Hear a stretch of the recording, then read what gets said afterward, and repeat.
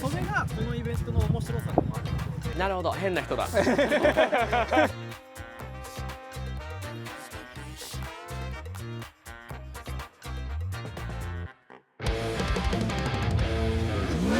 ンダーオートガレージ。よいしょ。横浜カーセッションはい、来ちゃいました。来ちゃいました。今回は、僕の友達が主催している30代前半以下の若者が所有する車たちだけのカーイベントです。なるほどです。ざっくりみんな車も人も35歳以下ぐらいの、はいヤングタイマー車、ネオクラシックカーみたいなのが揃ってます。なるほどです。でいろんなタイプのジャンルの車があるので、もう今回の縛りってオーナーさんの年齢だけなので、それぞれインタビューをしてこだわりだったりとか聞いていこうと思います。はい。はい、もうパッと見ただけでもかなりやばいよね。熱い車両が並んでる感じですね。しかもなんだ、超ヴィンテージカーとかじゃなくて、俺今31なんですけど、はい、この年代の俺らが子供の頃に走ってた17マジェスタとか、なんかこうクラウンだったりセルシオみたいな、あんまり国外には出てかないような日本でいうおじいちゃん車みたいなのもあるので、結構多種多様だと思います。そうですね。行ってみましょ行きましょう。はい、う。はい。サンダーオートガレージ。横浜カーセッションの代表です。後藤と申します。よろしくお願いします。お願いします。まさかのチャンネル登場2回目。二回その回数で2回出てる人いないよ。そっか、あれか。はい、あの時はありがとうございます。そっか、仲良くて。はいはいはい。今回はもう主催側としてなるほどですねいる形になります。改めてこちら僕の愛車のいすゞピアッツァという車になります。これを見てる方はもしかしたらご存知かもしれないですけど、いすゞって今はもう完全にトラックのメーカーですけど、はい昔はねこういう乗用車も作っていい車いっぱい出てまかしたよね。なりいい車使ってたんですよ、はいで僕はそこのやっぱデザイン性とかに惹かれて、でこの車はジュージアーロのはいデザインした車と、でしかもコンセプトカーがもうそのまんま、ほとんどそのまんま市販化されたっていう、割とこうすごいモデルですね。左隣、これがシトロエンの BX という車になります。ハイドロシトロエンというやつで油圧サスペンションで車高が上下する、これ今下がった状態で展示してますね。これも主催の一人の車になってます。こちらです。これも、主催の一人の車、ホンダ S2000 ですね。この色なんて色だと思います？これですか？そう、うわ、大喜利やられてる感じあるな。ホンダっぽいの。もうフィットとかもこの色あったっすよね。近しい色はあったかな。はいはいはいはい、でも多分同名はないと思うんですよ。これニュルブルクリンクブルー。ニュルなんだ。そう、ニュル青とかね言ったりする。ニュル青なんだ。でこれ海外では鈴鹿ブルーらしいですよ。逆にそう本人は鈴鹿ブルーの方が良かったって言ってたけどなんかでもそういう色、なるほどですね、名前も生かしてる。なかなかこの主催のお三方の車がこんなにジャンルが違うのってないじゃないですか。それがこのはいイベントの面白さでもあるところで、はい実はこのイベントは車のレギュレーションとしては年齢で縛ってるんですけど、それ以外はないんですよ。要は35歳、オーナーさんの年齢。そうです。オーナーさんの年齢が35歳以下、要するに平成生まれってことですけど、はい平成生まれで車というものを趣味として楽しんでいる人っていうのがもうレギュレーションに収まるんですね。やっぱり車離れも世代交代してるので、そういう意味で言うと全然車離れしてないよっていうのをこういう機会でやっていかないと本当に車の文化を廃れちゃうから、それはやっぱり車が好きで乗ってる人間としては良くない動きなので、やっぱそういうのをもっと表に発信していこうよっていうのが一応このイベントの本質であり、この3人主催、我々、僕も含めてこの横浜で一応育ってるので地元なんですよ。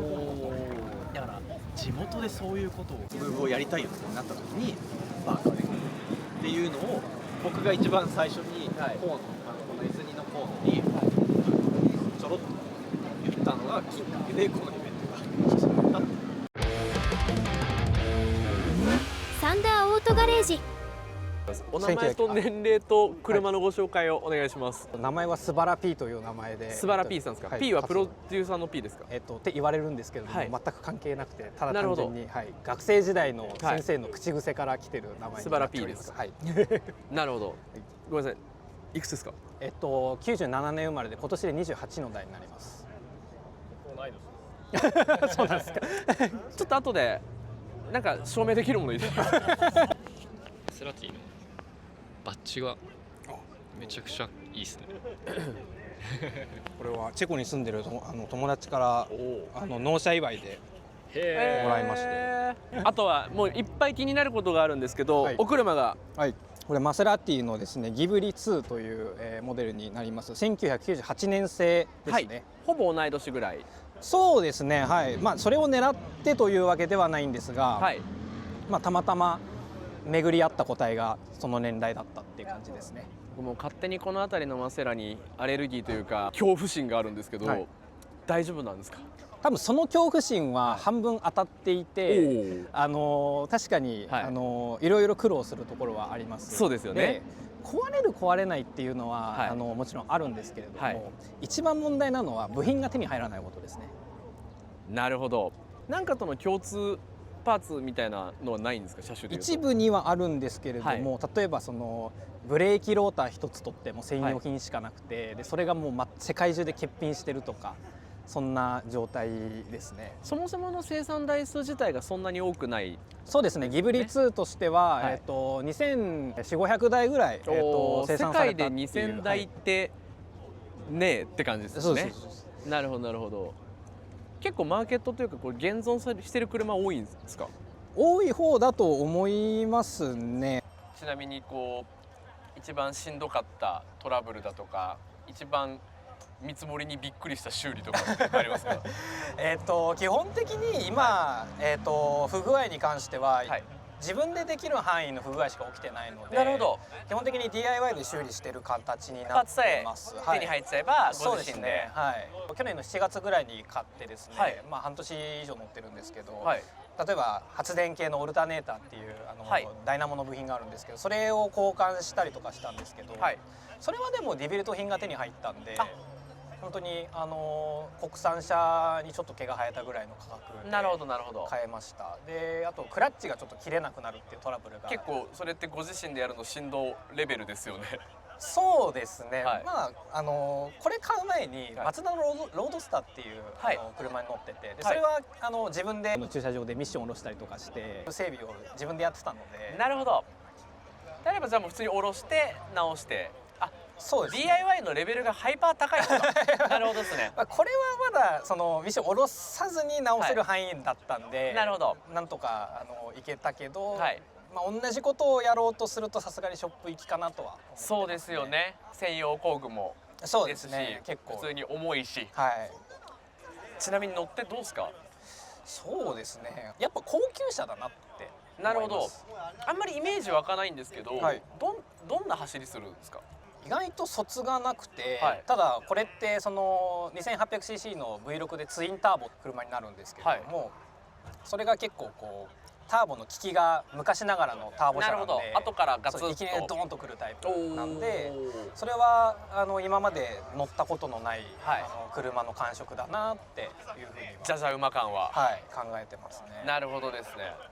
どうなんですか？やっぱ長く乗られる予定ですか？それとももう欲しい車が。結構長期のローンを組んだので、それが終わるまでは少なくとも乗らなきゃいけないなっていうのと。専門店とかで買った感じですか？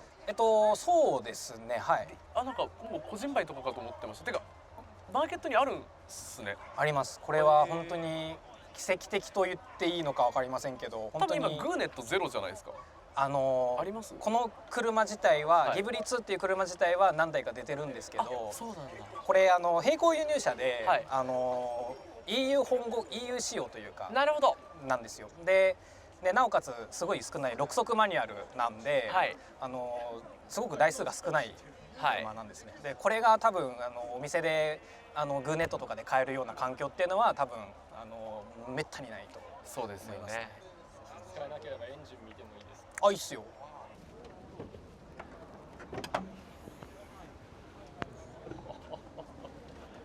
音聞きたい。ちょっとイベント中なんであれですけど。音聞きたい。意外とでも音は普通っすね。これ以外に私アルファロメオの GTV っていう車をもう一台持ってて、なんかまた手のかかりそうなんです。そっちはやっぱり音を聞いてもらいたいなって思えるような車なんですけど、まあ、これはまあターボエンジンなんていうのもあるんですけど、割と普通のその辺にある車と変わらない音ですね。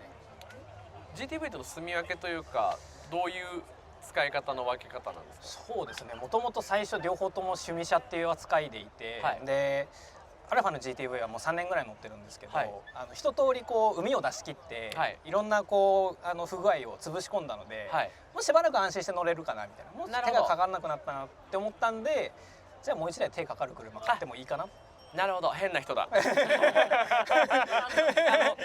これ海外も多分そうだと思うんですけど、ごく一部こう日本にはこう直して仕上がったら他行くっていうなんか NPO 団体というかボランティアみたいな方がいらっしゃって、そういう方のおかげでこう中古車市場にいい答えがたまに出てくるっていうのがありますね。で大体そういうことやられる方ってちょっと上の年齢の方が多いイメージなので、かなり早熟なというか本当にいつも皆さんのためにありがとうございますって感じです。じゃあこれもある程度こう生み出し終わったら、そうですね、あとはもうちょっと自分好みにカスタムを少し自分のテイストを入れたいなとか、なるほど、車庫調を入れてみようとか、例えばね ECU のマッピングを変えてもうちょっと馬力が出るようになればいいなとか、そういうのは今後考えてるって感じですね。大幅な見た目をっていうよりかは、そうですね、このデザインにリスペクトを持ちつつ、ちょっとだけみたいな、本当に車市場、中古車市場のためみたいな感じですね結果的にそうなってるって感じですね。なるほど、ありがとうございます。サンダーオートガレージ。